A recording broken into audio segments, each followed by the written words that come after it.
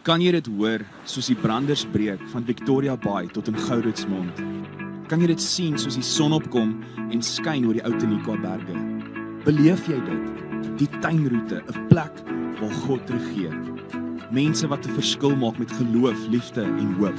'n Streek wat God ken, mense liefhet en hulle wêreld vernuwe. Habakuk 2 vers 14 sê, die aarde sal gevul word met die kennis van die heerlikheid van die Here, soos die waters die seebodem bedek. Welkom by Doxodeo Tuinroete.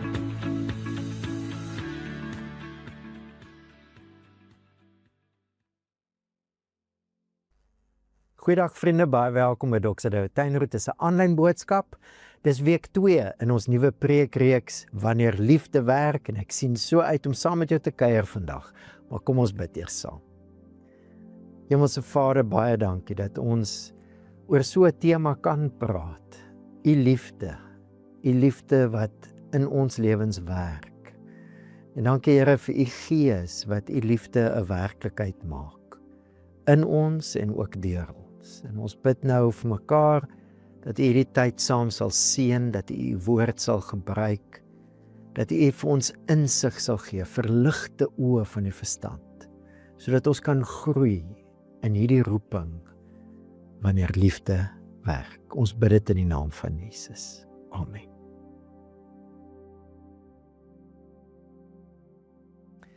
So ons het verlede week begin met hierdie preekreeks, 'n tema wat eintlik vir ons die hele kwartaal gaan besig hou, wanneer liefde werk. Ons kom nou uit die Paasseisoen uit en kom ons herinner mekaar net weer daaraan. Op daai Vrydag wat Jesus aan 'n kruis doodgemaak is, het dit nie gelyk of liefde werk, die liefde wat hy verteenwoordig het nie.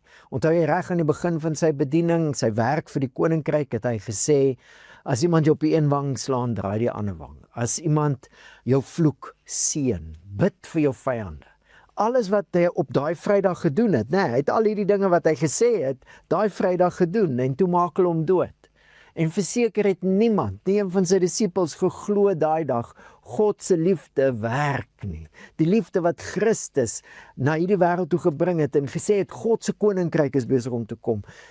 Dit het nie gewerk nie. Dis hoekom die mans, die disippels, die vrouens lyk my kon kom en gaan soos hulle wil, die mans het hulle self gaan toesluit, uit vrees. Want dit het nie gelyk of hierdie liefde wat Jesus gebring het, werk nie. En toe staan Jesus uit die dood uit op. God se liefde het gewerk. En dit werk tot vandag toe. Hier sit ek en jy 2000 jaar later en ons glo. Ons glo dat Jesus uit die dood uit opgestaan het. Ons glo dat God se liefde die wêreld oorwin het en dat 'n nuwe koninkryk begin het en dat Jesus koning is. Ons glo natuurlik net deur die werk van die Heilige Gees, want ons was nie ooggetuies nie. Maar hierdie boodskap glo ons. Hoe sê ons oor en oor, 1 Korintiërs 12 vers 3, niemand kan sê dat Jesus die Here is, behalwe deur die Heilige Gees. God se liefde werk deur die Heilige Gees tot vandag toe. Maar dit is nie net 'n liefde wat mense, individue se lewens aanraak en maak dat hulle in Jesus glo nie. Dis meer as dit. Toe Jesus van sy eie dood gepraat het, ons het hiermee oor ons Paastyd gekuier en ons het laasweek ook weer na hierdie vers kyk. Sê Jesus, ek sê vir julle, as 'n koringkorrel nie in die grond val en sterf nie, bly dit een enkele korrel. Maar as dit sterf, dra dit baie vrug. Die beeld wat Jesus gebruik is daai een enkele koringkorreltjie wat in die grond geplant word en sy eie vorm prysgee. Dis hoe hy in sy dood is. 'n Nuwe lewe word eintlik gebore deur Jesus wat sy lewe gee.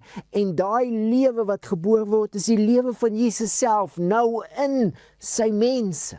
Die lewe van Jesus word gedupliseer. Wanneer liefde werk deur die Heilige Gees, is dit nie net dat individue nou glo, God het hulle lief en ons sien dit in Jesus wat sy lewe gee nie. Dit is die lewe van Jesus wat nou in hulle kom lewe. Die liefde van Jesus wat nou in hulle kom lewe. Wanneer liefde werk, is nou die Heilige Gees wat in mense werk. En vriende, ons het laasweek gekuier rondom 'n beeld wat Paulus gebruik om die werking van die Heilige Gees te beskryf.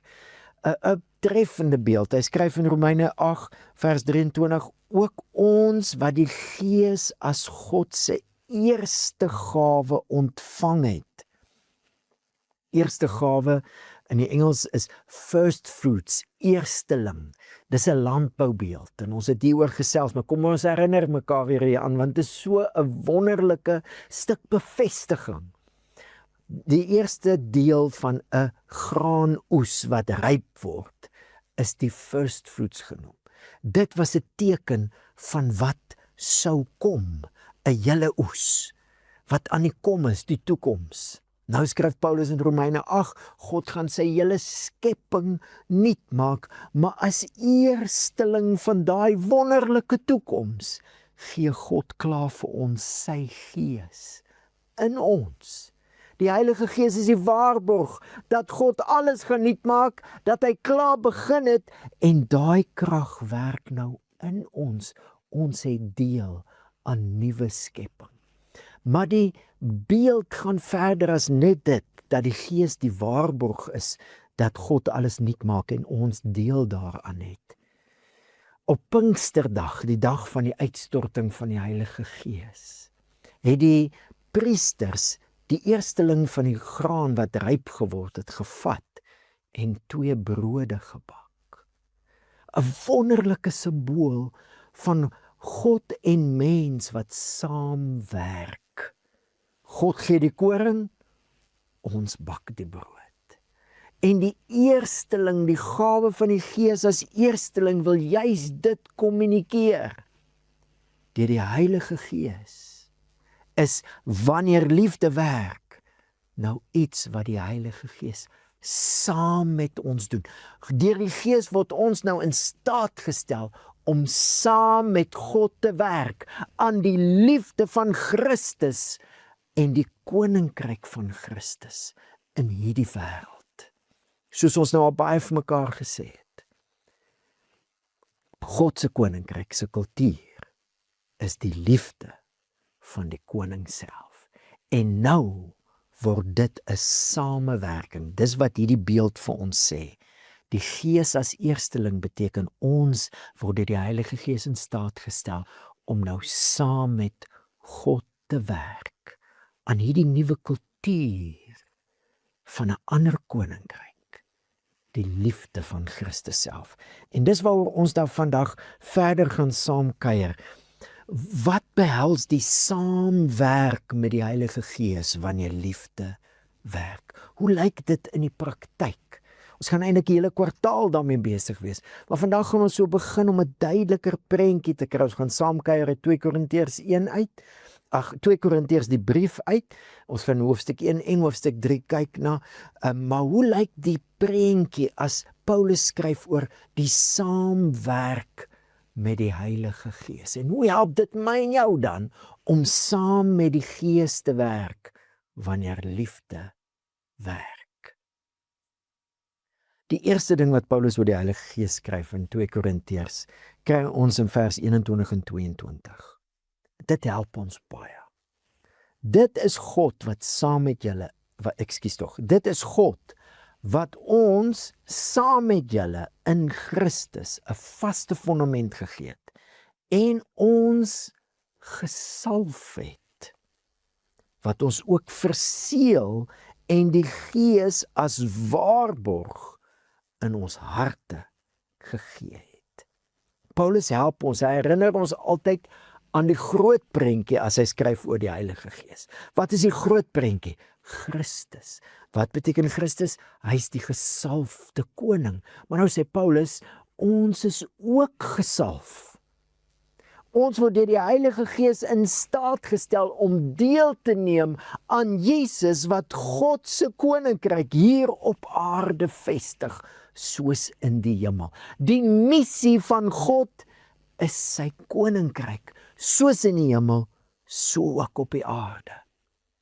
En ons is nou God se familie, wat gesalf word deur die Heilige Gees, dieselfde Gees wat Christus gesalf het, ons word nou ook gesalf met die Heilige Gees.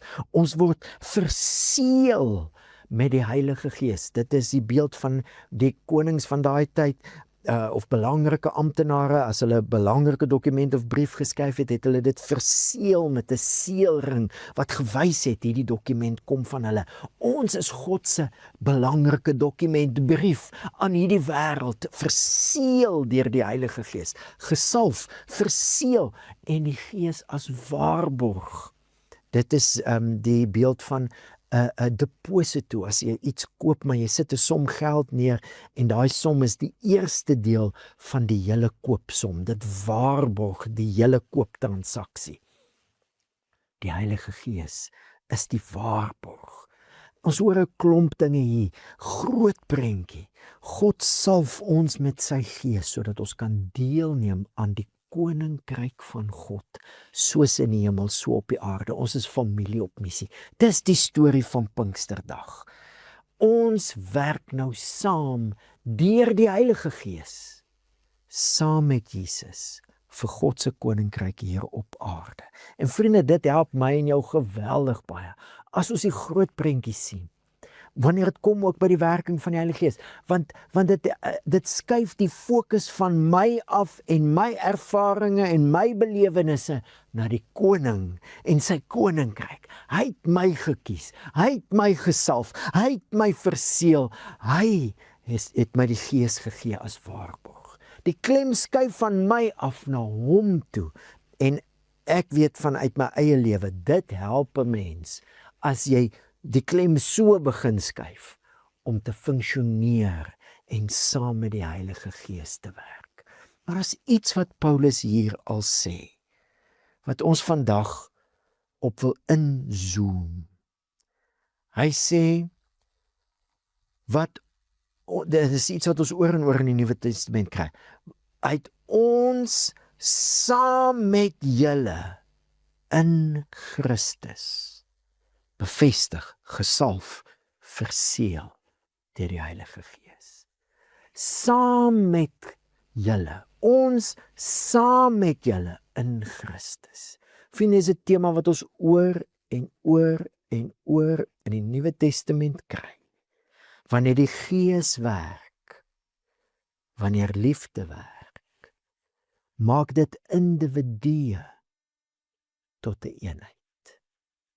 Ons het nou baie hieroor gesels, 1 Korintiërs 12 byvoorbeeld. Ons is die liggaam van Christus. 1 Korintiërs 3, 2 Korintiërs 6, Efesiërs 2, Romeine 8. Ons is individue wat saam nou gebou word as sy tempel. Mens kry amper die gedagte hiervan ook as hy in hierdie vers sê, hy het ons saam met julle in Christus 'n vaste fundament gegee. Mens kry dieselfde gedagte van hier is 'n gebou wat gebou word, 'n vaste fundament. Ons is nou die tempel van die Here, saam. Die Gees vat individue en sit hulle saam vir dit wat God wil doen in hierdie wêreld.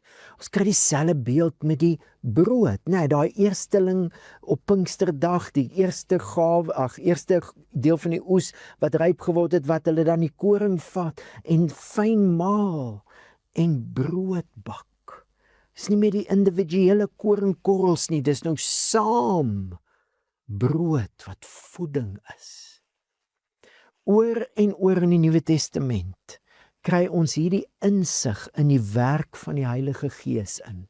Wanneer die Heilige Gees werk, bring hy individue en hy voeg hulle saam in 'n eenheid.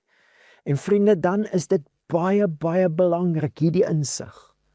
As ek dan nou die vraag vra, as jy die vraag vra, hoe werk ek saam met die Heilige Gees wanneer liefde werk?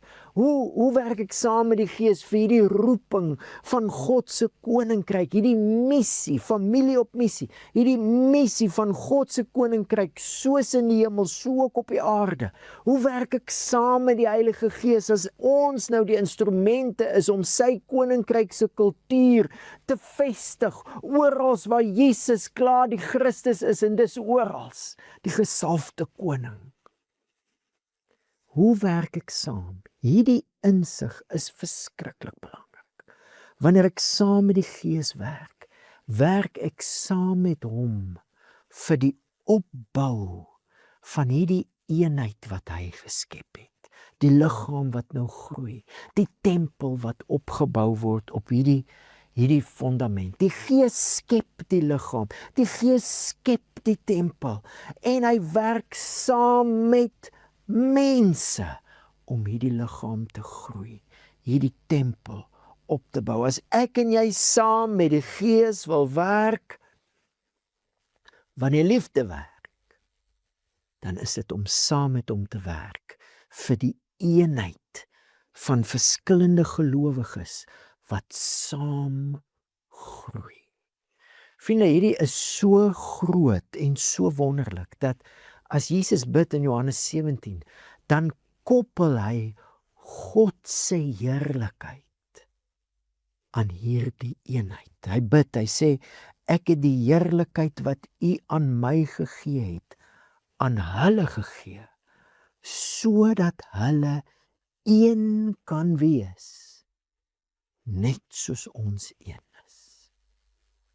As ek en jy hierdie roeping om saam met die Heilige Gees te werk, wil uitleef, wil sien hoe dit is, dan lê deel van die antwoord.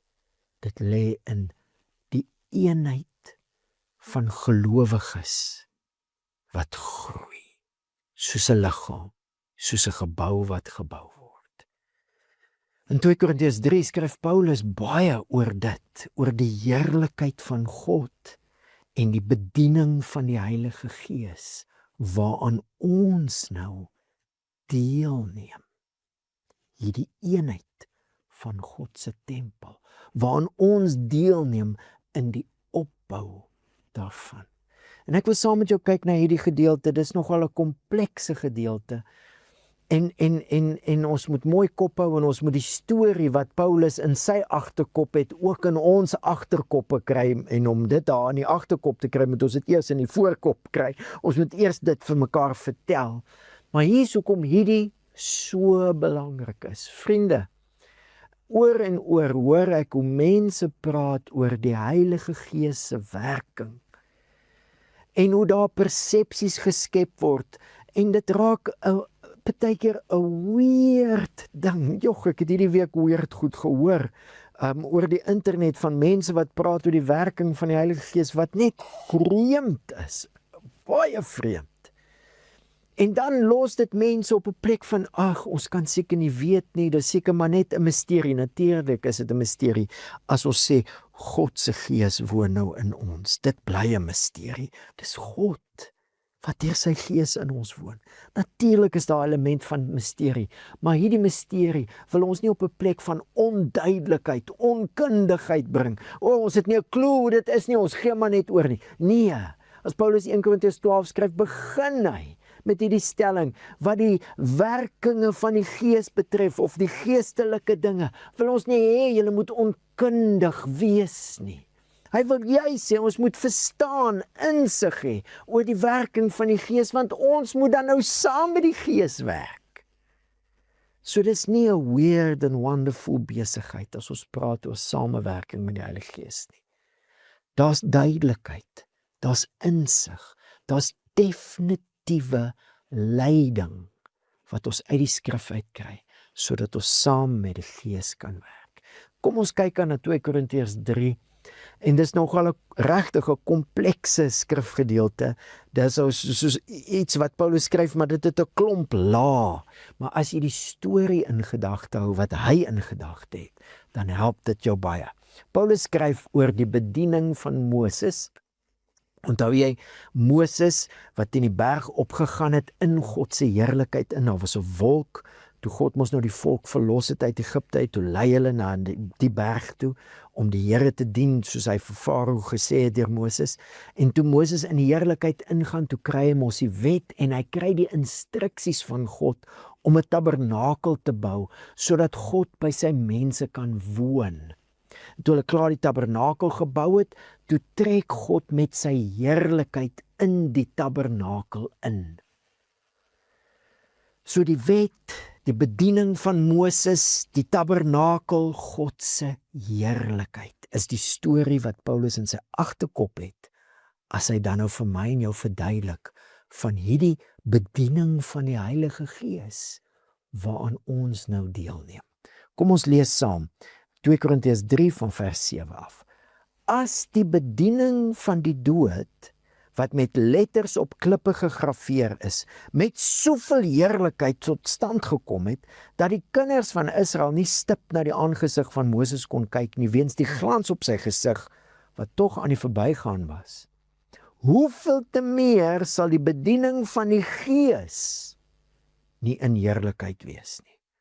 Dan maak hy dieselfde punt weer. Want as daar heerlikheid was in die bediening, praat nou van Moses se bediening, wat lei tot veroordeling, soveel oorvloediger in heerlikheid is die bediening wat lei tot regverdiging. En dan maak hy die punt 'n derde keer, sodat ek en jy die punt kan kry. Trouwens, wat verheerlik was, dis Moses en alles wat daar gebeur het, is eintlik in hierdie opsig geen verheerliking nie, weens die alles oortreffende heerlikheid. Want as dit wat vergaan met heerlikheid bekleed was, het die blywende veel groter heerlikheid. Wat is die punt wat Paulus nou 3 keer of miskien selfs 4 keer maak? Moses wat teen die berg opgaan en die wet van God kry, God se teenwoordigheid, sy heerlikheid wat toe in die tabernakel intrek, al die dinge, dit was regtig God. God was regtig daar besig om te werk. Dit was 'n bediening wat hy aan Moses gegee het, die bediening van die wet. Maar al die dinge, God se heerlike teenwoordigheid in die tabernakel, al die dinge, het gelei tot veroordeling. Dit het die sonde van die mens uitgelig daar in Israel. Nou sê Paulus, is daar 'n ander bediening. Die bediening van die Gees. Nou kom ons hoor net gou mooi, Paulus sê nie daarmee dat die eerste bediening verkeerd was of sleg was nie, God was daar. Maar daai bediening was soos 'n nodige tydelike ding, sodat dit wat vir altyd bly gevestig kom word. Ons het nou baie in die nuus gehad die laaste ruk oor die ek weet wat sê mens nou, ruimtetuig, vuurpyl, ek weet nie wat om dit te noem nie, wat ons nou gelanseer het en om die maan gegaan het, die verste wat mense nog getravel het, en enige so ruimtetuig begin mos, as hy daai lansering het, is daar 'n deel van die ruimtetuig wat help met die aanvanklike lansering. Daai geweldige krag om die vuurpyl in die ruimte in te skiet. Daai deel van die vuurpyl val mos nou weg. Dit beteken nie dit was sleg nie. Dit was baie nodig, maar dit was 'n eerste fase. Dis die prentjie wat Paulus hier gee. Daar was iets wat God as 'n eerste fase begin het. Maar hierdie het net die sonde van die mens uitgelig. Maar dit het ons gebring by 'n tweede fase, 'n fase wat gaan bly, die bediening van die Heilige Gees. En hierdie bediening lei tot regverdiging. Met ander woorde, die boodskap dat mense se sonde nou vergewe kan word. Nie veroordeling nie, vergifnis. Dis mos hoe Paulus in Romeine 8 begin as hy skryf oor die Heilige Gees. Daar is dan nou geen veroordeling vir die wat in Christus is nie. Daai boodskap, die boodskap wat lei tot regverdiging, met ander woorde God wat vir mense sê, omdat hulle in Jesus glo, julle is my familie. Dis 'n statusverklaring van God af. Hy verklaar mense tot sy kinders. Hulle het 'n nuwe status in die lewe. Ons is familie van God. Daai bediening van die genade van God is die bediening van die Heilige Gees. En dit bly vir altyd. En dit is baie groter in heerlikheid as die eerste bediening. Dis die punt wat Paulus hier wil maak. En hoekom is dit so nodig dat ek en jy die punt kry? Vriende, ek wil jou gou vra om saam te dink, hoekom sal Paulus dit nodig ag om vir mense oor en oor en oor te sê, die heerlikheid waaraan ons nou deel het, is baie groter as die heerlikheid wat hulle gesien het daar met Moses, in die berg, in die wolk, en God wat met 'n wolk intrek in die tabernakel, Moses se gesig wat blink. Hoekom sal Paulus vir ons wil sê, die heerlikheid waaraan ons nou deel het, die bediening van die Gees, is groter? Hoekom is dit nodig dat ons dit moet hoor? Ek dink is verskriklik belangrik. Soveel mense, as dit kom by die werking van die Heilige Gees, het persepsies. Hulle het dinge gehoor oor die Heilige Gees, en dit het sekere verwagtinge by hulle geskep. As die Gees van die Here werk, dan is dit en daai gawes en sulke dinge, en baie keer is dit buitengewone dinge wat baie beklemtoon word. En as die dinge nie gebeur nie, dan wag ons nog vir die heerlikheid om te begin. En ons hou dienste want ons wag, en ons sing liedjies want ons wag, want iets moet nog gebeur. En die punt wat Paulus maak is, as die bediening van die Gees mense lei, dat hulle besef hulle sonde word vergewe, mense lei, dat God 'n verklaring oor hulle maak, regverdig, my kinders, dan is dit 'n bediening wat vir altyd gaan bly, en dan is die heerlikheid van hierdie bediening groter, al lyk dit nie so nie. Kom ons draai die argument andersom. As die pastoor se gesig nou blink elke keer as hy preek, as daar elke keer 'n wolk, of soos met Pinkster, 'n vuur en rukwind as die gemeente saamkom, dan sou Paulus nie nodig gehad het om hierdie te skryf. Die punt wat hy maak is, ek en jy het deel aan groter heerlikheid, al lyk dit nie so nie. Vriende, hierdie is verskriklik belangrik, want mense het vooropgestelde idees van hoe dit sal lyk as die Gees werk, en dan wag hulle nog vir iets om te gebeur, in plaas van om te besef, om in geloof, saam met die Gees te dink, deur te dink, maar as dit die bediening is wat bly, dan is die heerlikheid van die bediening baie groter as dit wat was. Paulus maak hierdie punt baie. Om saam met die Gees te werk beteken, Romeine 8, die wat vleeslik is, bedink vleeslike dinge. Die wat geestelik is, bedink geestelike dinge. Ergens moet jy op 'n klip gaan sit en besef, wat is hierdie bediening waaraan jy nou deel het? Dis 'n bediening wat groter is in heerlikheid as Moses se bediening. Moses was nie verkeerd nie, maar hierdie bediening se heerlikheid is groter. Al lyk dit nie so nie. Jy gaan moet sit en in geloof in Jesus en geloof in die Heilige Gees dit deurdink, sodat jy kan saam met die Heilige Gees werk.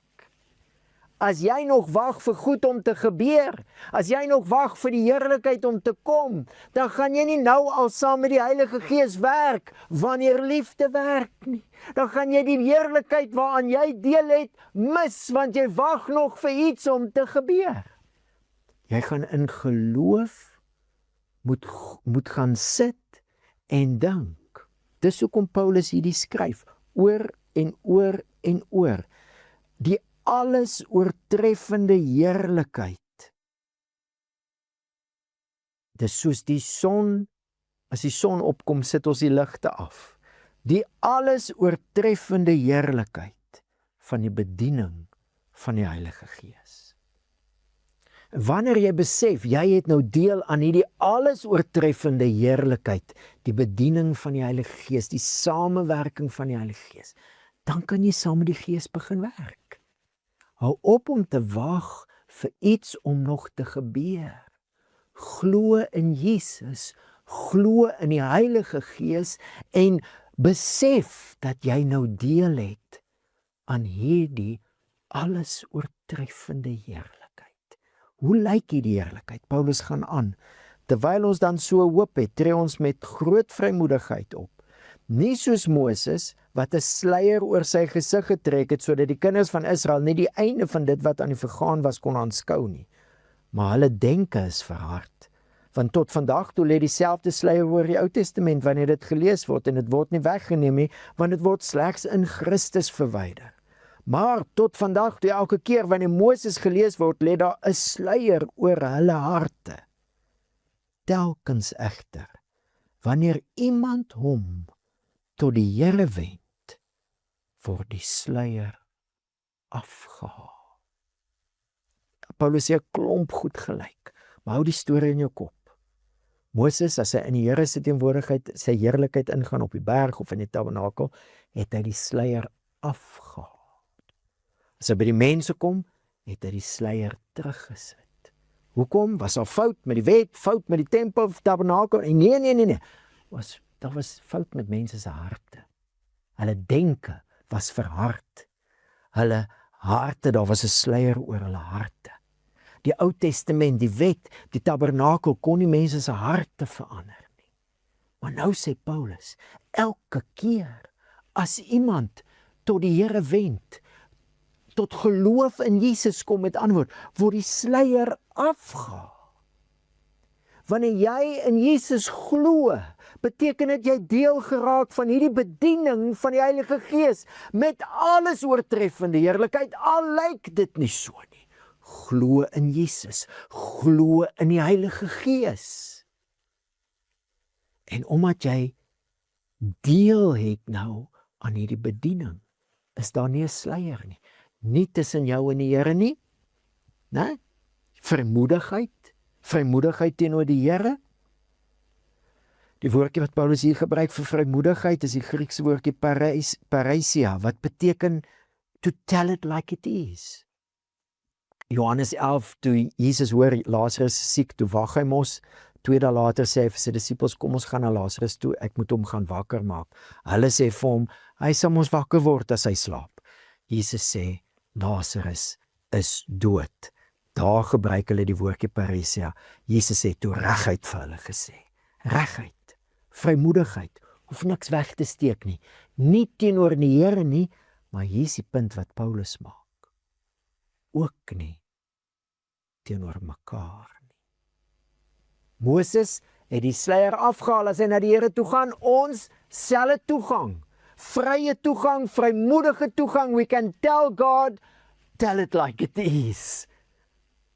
Maar dis nie die punt wat Paulus hier uitlig, dat ons vrymoedigheid het teenoor die Here nie.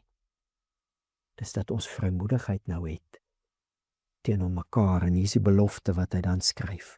Die Here is die Gees, en waar die Gees van die Here is, daar is vryheid. Daar in die tabernakel was veroordeling, mense was heeltyd van hulle sonde bewus. Nou is ons God se tempel, en die Here wat nou in sy tempel woon, is die Gees. Ons is sy tempel. En ons almal, nie meer net Moses nie, nie meer net die hoëpriester nie, of net die priesters nie, en ons almal, terwyl ons met ontsluierde gesig die heerlikheid van die Here aanskou, soos in 'n spieël, word na dieselfde beeld verander van heerlikheid tot heerlikheid, soos afkomstig van die Here, die Gees. Wat is die punt wat Paulus hier maak? Ons het vrymoedige toegang tot die Vader, definitief. Maar die Gees het nou in die nuwe verbond 'n nuwe tempel geskep. Almal van ons, almal wat in Jesus glo. En die Gees woon met groter heerlikheid nou in hierdie tempel. En nou, hoe werk ons saam met die Gees? Terwyl ons met 'n ontsluierde gesig nie net na die Here toe nader nie, maar ook die Here se heerlikheid na mekaar toe weerspieël. Terwyl ons met 'n ontsleierde gesig, met ander woorde openhartige verbintenisse, where we can tell it like it is. Terwyl ons sonder veroordeling, ons staan vry, ons staan vergewe, kan ons eerlik in verbintenis met ander gelowiges staan, terwyl ons in hierdie spasie lewe, openhartige verbintenisse met ander gelowiges, doen die Gees so 'n groot werk. Hy transformeer ons van heerlikheid tot heerlikheid tot heerlikheid. Ons word al hoe meer die beeld van God in hierdie wêreld, terwyl ons in openhartige, eerlike, diep verbintenisse met ander gelowiges lewe. Hier's die punt. Die bediening van die Gees het veroordeling weggevat, regverdiging gebring. Nie net sodat ons vrymoedig teenoor die Vader kan wees nie, maar ook vrymoedig teenoor mekaar. En waar ons in daai tipe verbintenisse met ander gelowiges staan en waar ons saam werk om daai verbintenisse te groei, is ons besig om saam met die Gees te werk, wanneer liefde werk.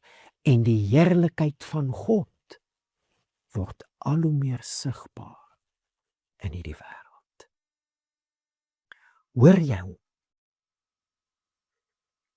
Die werk wat ek en jy saam met die Heilige Gees doen, is die werk in my verbintenisse en my verhoudinge met ander gelowiges, om openhartigheid, om eerlikheid, waarheid en genade te deel en te ontvang.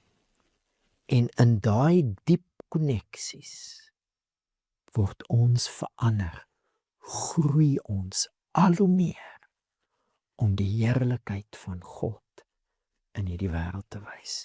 Vriende, hoe doen ons dit? Natuurlik doen ons dit deur saam te kom met gelowiges. Saam te kom. En dit gebeur, in Doxa praat ons baie van gatherings en groups. Natuurlik die groot gatherings wat ons saam ontdek en ontvang en herinner word dat ons is God se geroepenis. Ons is sy kultuur, sy koninkryk, deel van sy koninkryk om sy kultuur te vestig. Dis amper asof ons daar die groot prentjie versterk.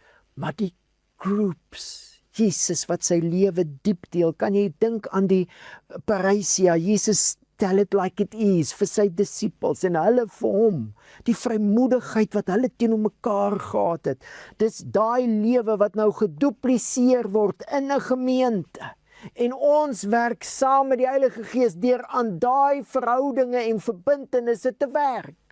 'n Omgewing te skep waar mense vry is, waar mense nie veroordeling belewe nie, maar waar hulle regverdig staan en herinner daaraan word. Hier is regverdiging, hier is vrymaking, hier is vrymoedigheid, waar ons saam werk. Dat daar sulke omgewings is, sodat gelowiges can tell it like it is. Hoe verkeer het ek nou al gehoor, waar mense in groepe dinge deel, soos wat dit is. En mense se lewens groei. Die heerlikheid van die Here groei. Om saam met die Here te werk, saam met die Heilige Gees, is om saam te werk aan die eenheid, die diep verbintenisse binne sy liggaam. En ons praat baie van heads, hearts, hands. Kleiner groepe waar mense saam leer, want dit vat tyd vir persepsies om te verander. Waar mense saam omgee vir mekaar, want dit vat tyd om mekaar te leer ken. En waar mense saam dien, en ons sal volgende week so 'n bietjie gesels oor diensbaarheid en die gawes van die Heilige Gees. Maar dis hoe ek en jy saam met die Heilige Gees werk, is om verhoudinge tussen gelowiges te koester en te groei. Ek luister in die week vir die eerste keer nou na die onderhoud van die ruimtevaders, toe hulle nou teruggekom het, en die vrou sê iets baie treffend. Sy onderskei tussen 'n span en 'n crew. En sy sê, a crew is in it all the time, no matter what. A crew gives grace and holds accountable. A crew is inescapable, beautifully, dutifully linked. En sy sê, toe kyk hulle nou na die blou planeetjie van ver af, en sy sien al die swart om die blou planeet, en sy maak toe die stelling, Earth, you are a crew. En toe sy dit sê, toe besef ek, daar's 'n honger, daar's 'n dors in die mensdom na 'n nuwe manier van mens wees. Daar's 'n leemte as dit kom by mens wees soos God dit bedoel het, en ons verlang daarna. En waar is die antwoord vir daai honger en dors? In die kerk het God 'n ruimte geskep waar hy mense regverdig verklaar, sodat hulle sluiers kan afhaal en mekaar kan ontvang, and give grace and hold accountable, genade en waarheid, sodat hulle kan groei. En hoe het Jesus gesê, aan die liefde wat julle vir mekaar het, sal die wêreld weet. Dis hoe ons saam met die Gees werk. Ons is sy crew in hierdie wêreld, vir die missie van God se koninkryk. En ons is gelink deur die Heilige Gees. En ons werk saam met hom, deur hierdie verhoudinge te bou, te koester, in eenheid, saam te groei. Vriende, as God ons roep om saam met die Gees te werk, is dit nie omdat hy iets van ons wil hê nie. Dis omdat hy vir ons 'n lewe begeer van diep koneksies. Hoe sê daai studie, 85 jaar lank word mense bestudeer om te sien wat maak die mens die gelukkigste.